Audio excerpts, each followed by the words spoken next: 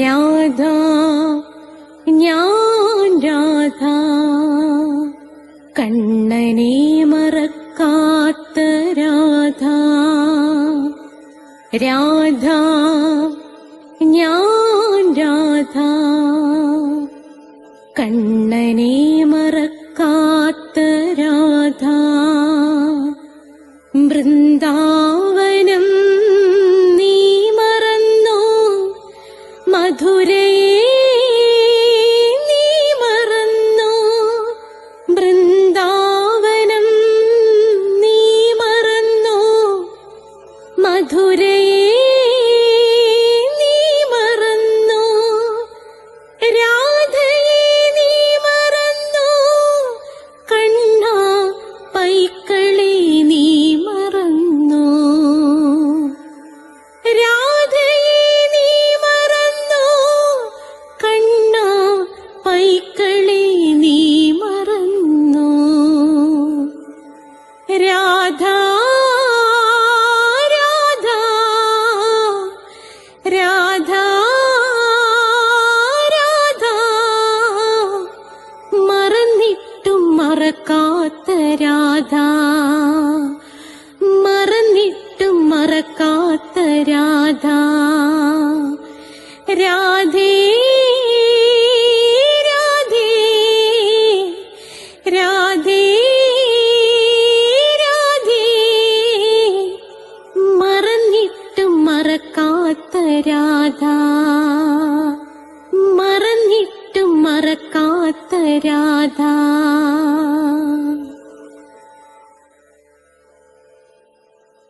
രാധേ രാധേ ഓ രാധേ രാധേ രാധേ രാധേ ഓ രാധേ രാധേ. രാധേ രാധേ എന്ന ചാനലിന്റെ അഷ്ടപതി ക്ലാസ്സുകളിലേക്ക് എല്ലാ പ്രിയപ്പെട്ട പ്രേക്ഷകർക്കും സ്വാഗതം.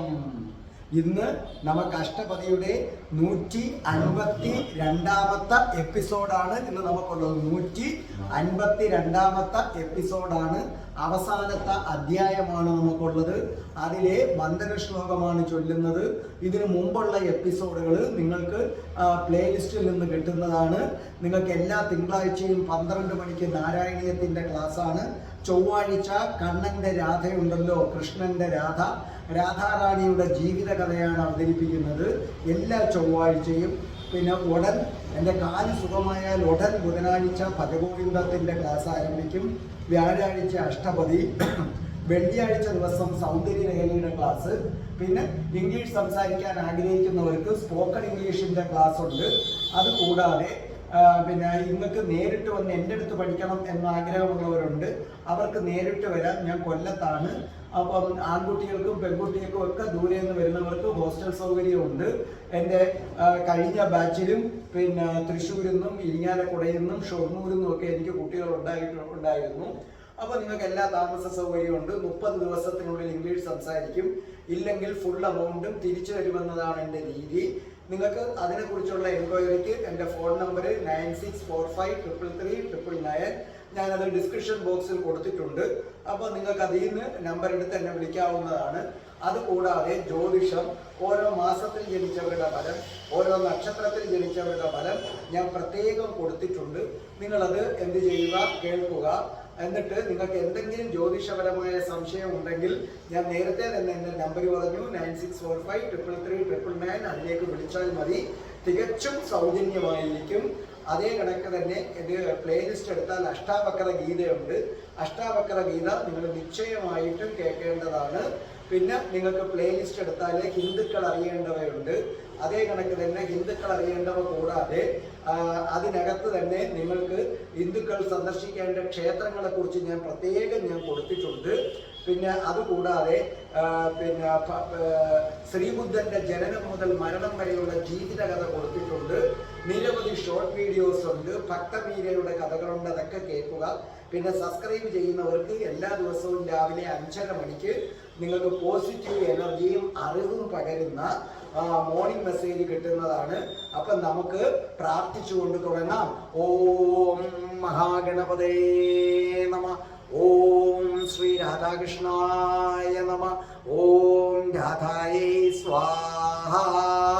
രാധേ രാധേ ഓ രാധേ രാധേ രാധേ രാധേ രാധേ ഓ രാധേ രാധേ രാധേ രാധേ ഓ രാധേ രാധേ രാധേ രാധേ ഓ രാധേ രാധേ രാധേ രാധേ ഓ രാധേ രാധേ രാധേ രാധേ ഓ രാധേ രാധേ ബർസാനെ വാലി രാധാ റാണി കി ജയ്.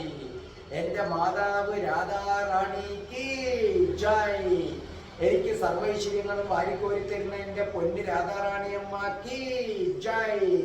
എനിക്ക് രോഗങ്ങൾ വരാതെ കാത്തുരക്ഷിക്കുന്ന രാധാറാണിയമ്മ കി ജയ്. എന്നെ സർവ പാപങ്ങളിൽ നിന്നും മോചിപ്പിക്കുന്ന രാധാറാണിയമ്മ കി ജയ്. എനിക്ക് ആപത്തുകൾ വരാതെ കാത്തുരക്ഷിക്കുന്ന രാധാറാണിയമ്മ കി ജയ്. അപ്പോൾ നമ്മുടെ അഷ്ടപതി ആരംഭിക്കുകയാണ്. എനിക്ക് രാധേ രാധേ നൃത്തം ചവിട്ടാതെ പറയുമ്പോൾ ഭയങ്കര വിഷമം. അതുകൊണ്ട് ഞാനിന്ന് പതുക്കെ ഒന്ന് എഴുന്നേറ്റ് ഒറ്റക്കാലിൽ നിന്ന് ചെറുതായിട്ടൊന്ന് ഡാൻസ് കളിച്ചത്. അപ്പോൾ ശ്രദ്ധിച്ചു കേൾക്കുക. ഇന്നത്തെ നമ്മുടെ അഷ്ടപതി പാടിത്തരുന്നത് ഇതിനു മുമ്പ് അതിമനോഹരമായ ആലാപനത്തിലൂടെ നിങ്ങളുടെ ഹൃദയം കവർന്ന ഒരമ്മയും ഒരു മകളുമുണ്ട്. അറിയാമോ നിങ്ങൾക്ക് ആരാണെന്ന്? ആർക്കെങ്കിലും പെട്ടെന്ന് ഉത്തരം പറയാൻ പറ്റുന്നുണ്ടോ? ഒരമ്മയും മകളും നിങ്ങളുടെ ഹൃദയം മുഴുവൻ കീഴടക്കിയിരുന്നു തങ്ങളുടെ അതിമനോഹരമായ ശബ്ദത്തിൽ. ഒരു മിനിറ്റ് നിങ്ങൾക്ക് ചിന്തിക്കാൻ കഴിയാണ്. ആരായിരിക്കും അത്? ആരായിരിക്കും അത്? ജിജിന ജിതിൻ.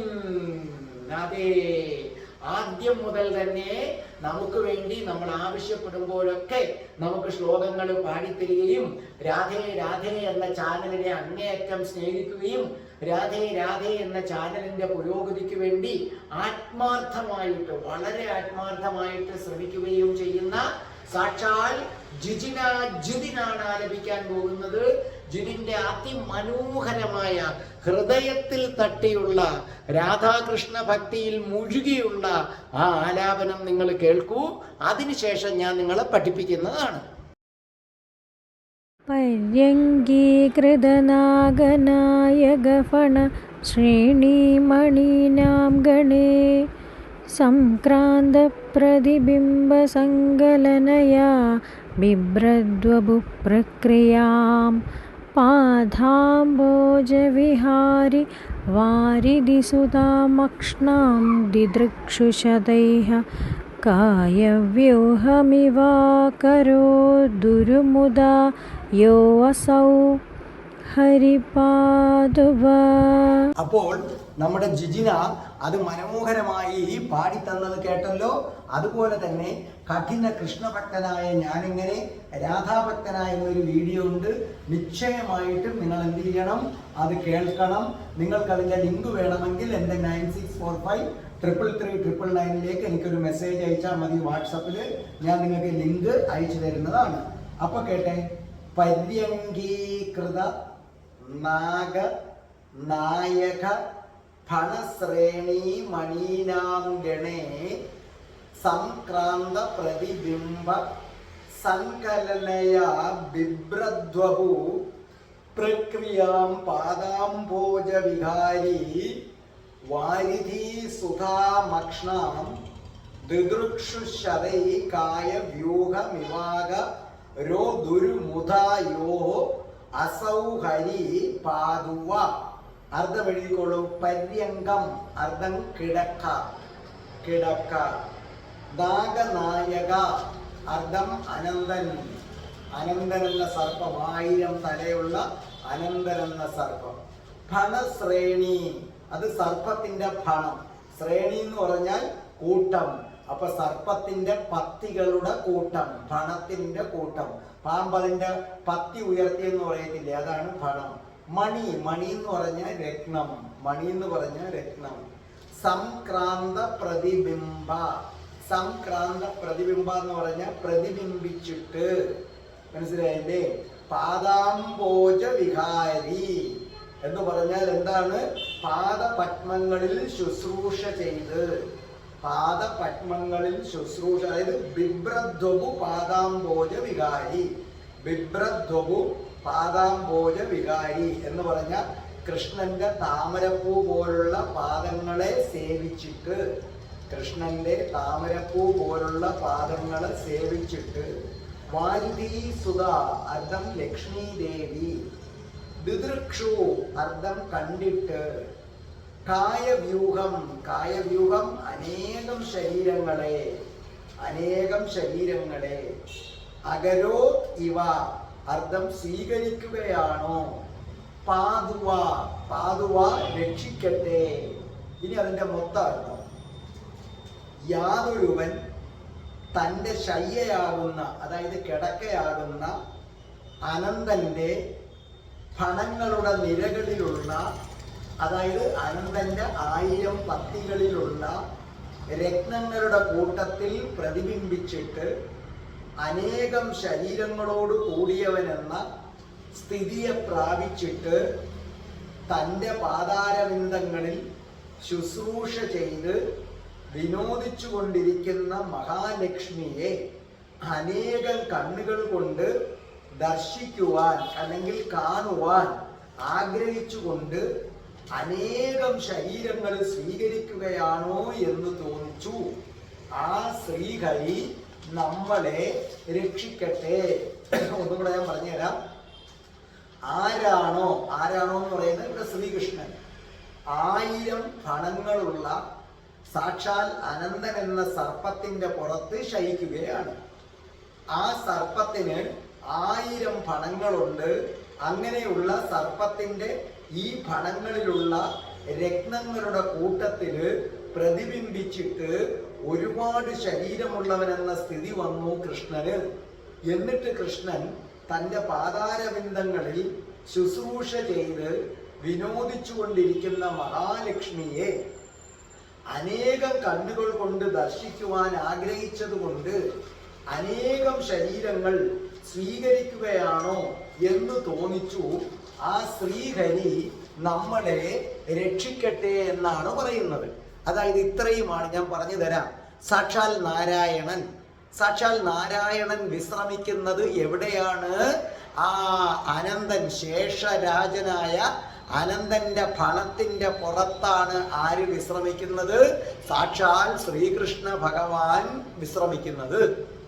ഈ അനന്തന് 1000 ശിരസുണ്ട്. ഓരോ ശിരസിലും നാഗരത്നങ്ങളുണ്ട്. നാഗമണി, നാഗരത്നം. അപ്പൊ 1000 ശിരസിൽ 1000 നാഗരത്നങ്ങളുണ്ട്. അപ്പൊ എന്തു ചെയ്യുന്നു? കൃഷ്ണൻ അനന്തന്റെ പുറത്ത് കിടന്നപ്പം ഈ 1000 നാഗമണികളിലും കൃഷ്ണന്റെ പ്രതിബിംബം ഉണ്ടായിട്ട് 1000 കൃഷ്ണന്മാരെ ഇപ്പൊ അവിടെ കാണാം. കാരണം ഞാൻ നേരത്തെ പറഞ്ഞു, അനന്തൻ എന്ന സർപ്പത്തിന് 1000 ഫണം, 1000 പത്തിയുണ്ട്, 1000 തലയുണ്ട്. ഓരോ തലയിലും ഓരോ നാഗരത്നമുണ്ട്. ഭയങ്കര തിളക്കമാണ്. ഈ രത്നത്തിൽ ഒന്നാമത്തെ തലയിലിരിക്കുന്ന രത്നത്തിൽ കൃഷ്ണന്റെ ശരീരം പ്രതിബിംബിക്കും, രണ്ടാമത്തെ തലയിലും പ്രതിബിംബിക്കും. അങ്ങനെ 1000 തലയിലും പ്രതിബിംബിച്ചപ്പോ എത്ര ആയി? 1000 ശ്രീകൃഷ്ണന്മാരായി. ആ 1000 ശ്രീകൃഷ്ണന്മാര് അവിടെ ഇരുന്നു കൊണ്ട്, അതായത് അപ്പൊ ഈ ശ്രീകൃഷ്ണന്റെ പാദം ആര് തിരുമ്മി കൊടുക്കുകയാണ്? നമ്മുടെ ഭാഷയിൽ പറഞ്ഞാൽ മസാജ് ചെയ്യുന്നു. ഈ കൃഷ്ണന്റെ പാദം ലക്ഷ്മി ദേവി അങ്ങനെ തിരുമ്മി കൊടുക്കുകയാണ്. അപ്പൊ കൃഷ്ണനാകട്ടെ ലക്ഷ്മി ദേവി എന്ന രാധാറാണിയെ കണ്ടില്ലേ? ഇവിടെ ലക്ഷ്മി ദേവിയും രാധാറാണിയും ഒന്നാണെന്ന് ജയദേവ കവി സ്ഥാപിക്കുകയാണ്. കാരണം അഷ്ടപതി രാധാറാണിയുടെ കഥയാണ്. ആ രാധാറാണിയുടെ കഥയിൽ വേറെ രാധാറാണിയുടെ അംശവും ഒന്നുമല്ലാത്ത ഒരാളെ വലിച്ചെടുക്കണ്ട. അപ്പൊ ഇവിടെ ഇരുന്നു കൊണ്ട് പറയുന്നത് ലക്ഷ്മി ദേവിയെ കൃഷ്ണൻ നോക്കുന്നു എന്ന് പറഞ്ഞാൽ അതിന്റെ അർത്ഥം മനുഷ്യനോട് പറയുകയാണ്, മൂഢ, ലക്ഷ്മി ദേവിയും രാധയും രണ്ടല്ല, ഇവര് രണ്ടുപേരും ഒന്നാണ്. രാധ തന്നെയാണ് ആരായി നിൽക്കുന്നത്? ലക്ഷ്മി ദേവിയായിട്ട് നിൽക്കുന്നത്. അപ്പോൾ സാക്ഷാൽ ലക്ഷ്മി ദേവി ശ്രീകൃഷ്ണ ഭഗവാന്റെ പാദമെടുത്ത് തൻ്റെ മടിയിൽ അങ്ങനെ വെച്ചു. മടിയിൽ വെച്ചിട്ടങ്ങനെ തിരുമി കൊടുക്കുകയാണ്. കൃഷ്ണനാകട്ടെ അനന്തന്റെ പുറത്ത് കിടന്നങ്ങനെ നോക്കുകയാണ്. പക്ഷെ അവിടെ ഒരു പ്രശ്നമുണ്ട്. 1000 കണ്ണുകളിൽ 1000 കൃഷ്ണനാണ്.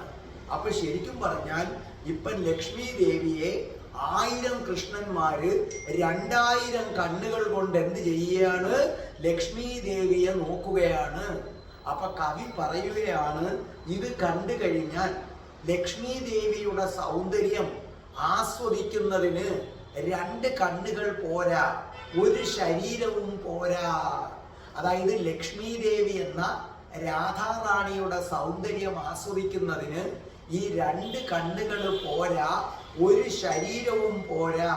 ഇത് മനസ്സിലാക്കിയിട്ട് കൃഷ്ണൻ രാധാറാണിയുടെ സൗന്ദര്യം ആസ്വദിക്കാൻ 1000 ശരീരമെടുത്ത്, അങ്ങനെ 1000 ശരീരത്തിൽ 2000 കണ്ണുകളായി. അങ്ങനെ 1000 ശരീരം ലക്ഷ്മി ദേവി എന്ന രാധാറാണിയുടെ സൗന്ദര്യം ആസ്വദിക്കാൻ വേണ്ടി 1000 ശരീരമെടുത്ത് 2000 കണ്ണുകൾ കൊണ്ട് കൃഷ്ണന്റെ പാദങ്ങളെ തിരുമുന്ന രാധാറാണിയെ അങ്ങനെ പ്രണയപൂർവം നോക്കിക്കൊണ്ടിരിക്കുന്ന സാക്ഷാൽ ശ്രീഹരി നിങ്ങളെ ഏവരെയും രക്ഷിക്കട്ടെ. അതായത് ഇവിടെ ജയദേവ കവി ഇതിനകത്തൊരു ആന്തരാർത്ഥം വെച്ചിട്ടുണ്ട്. ഞാൻ എപ്പോഴും പറയത്തില്ലേ, ജയദേവ കവി ആരാം മോൻ 2 കണ്ണുകൾ കൊണ്ട്, അതായത് ഒരു മനുഷ്യൻ ഒരു ശരീരം കൊണ്ട് 2 കണ്ണുകൾ കൊണ്ട്, അതായത് ഒരു ശരീരം കൊണ്ട് രാധാറാണിയെ അറിയാൻ പറ്റില്ല. 2 കണ്ണുകൾ കൊണ്ട് രാധാറാണിയുടെ സൗന്ദര്യത്തിന്റെ അംശം പോലും നുകരാൻ പറ്റത്തില്ല. അപ്പൊ ജയദേവ കവി പറയുകയാണ്, വിഡ്ഢിയായ മനുഷ്യ, കൃഷ്ണന് പോലും രാധാറാണി എന്തെന്നറിയാൻ 1000 ശരീരം എടുക്കേണ്ടി വന്നു. കൃഷ്ണന് രാധാറാണിയുടെ സൗന്ദര്യം നുകരാൻ കൃഷ്ണന് പോലും 2000 കണ്ണുകൾ വേണ്ടി വന്നു. അപ്പോൾ പിന്നെ വെറും 2 കണ്ണും ഒരു ശരീരവുമുള്ള ഭൂമിയിലെ മനുഷ്യ, നിനക്ക് എങ്ങനെയാണ് രാധാറാണിയുടെ മഹത്വം അറിയാൻ കഴിയുന്നത്? കണ്ടോ, വളരെ പ്രസക്തമായ ഒരു ചോദ്യമാണ് ഇവിടെ ഉന്നയിക്കുന്നത്. രാധാറാണി എന്ന ആദിപരാശക്തിയെ അറിയാൻ ശ്രീകൃഷ്ണ ഭഗവാന് പോലും ഒരു ശരീരം കൊണ്ട് പറ്റുന്നില്ല എന്നും, ശ്രീകൃഷ്ണ ഭഗവാൻ പോലും രാധാറാണി എന്തെന്നറിയാൻ 1000 ശരീരമെടുത്തു എന്നും, ശ്രീകൃഷ്ണ ഭഗവാൻ പോലും 2 കണ്ണുകൾ കൊണ്ട് രാധാദേവിയുടെ സൗന്ദര്യം നുകരാൻ കഴിയുന്നില്ല എന്നും, അതിന് കൃഷ്ണൻ 1000 ശരീരമെടുത്ത് 2000 കണ്ണുകളുമായിട്ടാണ് നോക്കുന്നത്. എന്നിട്ടാണ് കൃഷ്ണൻ അല്പമെങ്കിലും രാധാറാണിയെ മനസ്സിലാക്കുന്നത്. പിന്നെ ഒരു ശരീരവും 2 കണ്ണുകളും വെച്ചിട്ട് വിഡ്ഢിയായ മനുഷ്യ, നിനക്ക് എങ്ങനെയാണ് രാധാറാണിയെ അറിയാൻ കഴിയുന്നത്? രാധാറാണിയുടെ മഹത്വം അറിയാൻ കഴിയുന്നത്? ഇത് മനസ്സിലാക്കാതെ ചിലരൊക്കെ രാധാറാണിയെ കൃഷ്ണന്റെ ഒരു കാമുകി, വെറും ഒരു ഗോപിക അങ്ങനെ കാണുന്നതിൽ അവരെ കുറ്റം പറയണ്ട. കാരണം കൃഷ്ണന് പോലും 2000 കണ്ണും 1000 ശരീരവും വേണ്ടി വന്ന്, പിന്നെ ഒരു ശരീരമുള്ളവൻ എങ്ങനെയാണ് രാധയെ അറിയുന്നത്? എനിക്കും അത് തന്നെയാ പറയാനുള്ളത്. എൻ്റെ രാധാറാണി അമ്മേ, സാക്ഷാൽ കൃഷ്ണന് പോലും 1000 ശരീരവും 2000 കണ്ണും വേണ്ടി വന്ന് അമ്മയെ അറിയാനും അമ്മയുടെ സൗന്ദര്യം നുകരാനും, പിന്നെ ഒരു പുഴുവായ, ഒരു പുഴുവിനേക്കാൾ കഷ്ടമായ ഈ ദിലീപ് എന്ന നാമധേയം കിട്ടിയ ഈ ശരീരമുള്ള ഞാൻ, എൻ്റെ അമ്മയെ ഒരു ശരീരവും 2 കണ്ണുകളും വെച്ചിട്ട് ഞാൻ അമ്മയുടെ മഹത്വം എങ്ങനെ മനസ്സിലാക്കാനാ? എൻ്റെ അമ്മേ, എനിക്ക് അമ്മയുടെ സൗന്ദര്യത്തെ കുറിച്ച് എങ്ങനെ വർണ്ണിക്കാൻ കഴിയും അമ്മേ? പിന്നെ ഞാൻ തട്ടിക്കൂട്ടിയൊക്കെ അമ്മയുടെ കഥകൾ പറയുന്നു. തട്ടിക്കൂട്ടി അമ്മയുടെ ഒരു അനുഗ്രഹം കൊണ്ട് അമ്മയുടെ ഇച്ചിരി എന്ത് ചെയ്യുന്നു? സൗന്ദര്യത്തെ കുറിച്ച് വർണ്ണിക്കുന്നു. അതെ, ഒരു ശരീരവും 2 കണ്ണുള്ള എനിക്ക് എങ്ങനെ അമ്മയെ അറിയാൻ കഴിയും? അപ്പൊ ഞാൻ പറയുന്നത് ഒക്കെ എന്താ പറയേണ്ടത്? ഞാനെന്നല്ല, ഈ ഭൂമിയിലെ ഏത് മനുഷ്യനും എൻ്റെ രാധാറാണി അമ്മയെ കുറിച്ച് പറയുന്നതൊക്കെ രാധാറാണി അമ്മയുടെ കോടിക്കണക്കിന് ഗുണങ്ങൾ, അതായത് രാധാറാണി അമ്മയുടെ ഗുണങ്ങൾ ഒരു കടലാണ്. അതിൽ നിന്ന് ഒരു ഫില്ലറി, ഒരു തുള്ളിയാണ് ഞാനും ഈ യൂട്യൂബിൽ രാധാറാണിയുടെ കഥകൾ അവതരിപ്പിക്കുന്ന ആരും പറയുന്നത്. രാധാറാണിയുടെ സൗന്ദര്യം ഒരു കടലാണ്. അത് നമ്മളൊരു ഫില്ലർ എടുത്തിട്ട് അതിൽ നിന്ന് ഒരു തുള്ളിയാണ് നിങ്ങളുടെ മുന്നിൽ ഇടുന്നത്. കാരണം കൃഷ്ണന് പോലും 1000 ശരീരവും 2000 കണ്ണും വേണം. പിന്നെ ഈ ദിലീപ് എന്ന പാവം ഞാൻ എങ്ങനെ അവതരിപ്പിക്കാൻ പറ്റും? അതുകൊണ്ട് എൻ്റെ അമ്മേ, അമ്മയുടെ കഥകൾ പറയുന്നതിൽ എനിക്കുണ്ടാവുന്ന പോരായ്മകൾ ക്ഷമിച്ചു തരണേ. സാക്ഷാൽ കൃഷ്ണ ഭഗവാനും സാക്ഷാൽ അനന്തന് പോലും വർണ്ണിക്കാൻ കഴിയാത്ത അമ്മയുടെ സൗന്ദര്യവും അമ്മയുടെ മഹിമയും ഈ എളിയവനായ എനിക്ക് എങ്ങനെ പറ്റുമമ്മേ? അപ്പൊ ഞാൻ പറയുമ്പോ എന്തൊക്കെ പോരായ്മകൾ കാണുമമ്മേ, എന്തൊക്കെ തെറ്റുകൾ കാണുമമ്മേ. അടിയനോട് പൊറുക്കണേ, അടിയനോട് പൊറുക്കണേ. അങ്ങനെ കൃഷ്ണ ഭഗവാൻ പോലും 1000 ശരീരങ്ങളെടുത്ത് 2000 കണ്ണുകൾ കൊണ്ട് വീക്ഷിക്കുകയാണ് സാക്ഷാൽ രാധാദേവിയെ. അങ്ങനെ രാധാദേവിയെ വീക്ഷിക്കുന്ന ശ്രീഹരി നിങ്ങളെ രക്ഷിക്കട്ടെ. രാധേ രാധേ ചാനൽ കാണുന്ന ഓരോരുത്തരെയും രക്ഷിക്കട്ടെ, എന്നെയും രക്ഷിക്കട്ടെ. അമ്മയുടെ മഹത്വം പറയാൻ കൃഷ്ണന് പോലും കഴിയുന്നില്ല. അപ്പൊ അല്പജ്ഞാനിയായ ഞാൻ ശ്രമിക്കുന്നു. അമ്മേ, എനിക്ക് ആ സമുദ്രത്തിൽ നിന്ന് ഒരു തുള്ളി മാത്രമേ ആളുകൾക്ക് കൊടുക്കാൻ കഴിയുന്നുള്ളൂ. അതിലൊക്കെ എത്ര ശരി എത്ര തെറ്റെന്ന് എൻ്റെ അമ്മയ്ക്കേ അറിയാവൂ. എന്നിൽ നിന്ന് വരുന്ന തെറ്റുകൾ പൊറുത്തു തരണേ അമ്മേ, പൊറുത്തു തരണേ അമ്മേ, പൊറുത്തു തരണേ അമ്മേ.